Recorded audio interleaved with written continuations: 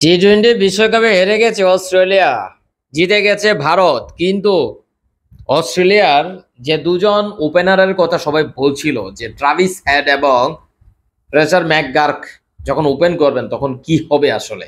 দেখেন, স্কটল্যান্ডের সাথে প্রথম টি টোয়েন্টিতে অস্ট্রেলিয়া খেলেছে। অস্ট্রেলিয়া প্রথমে বল করেছে, স্কটল্যান্ড 154 উইকেট। অস্ট্রেলিয়া যখন 155 রানের টার্গেটের নামে, ফ্রেজার ম্যাকগার্ক 3 বলে 0 রান আউট হয়ে যান।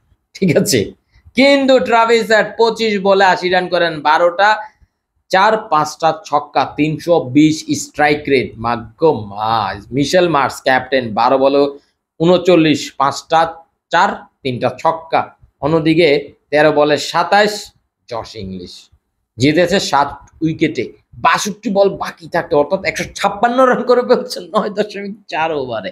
ভাই কি খেলা দিছে ভাই, যারা খেলা দেখেন নাই, বাই বাই, টাটা গায়া।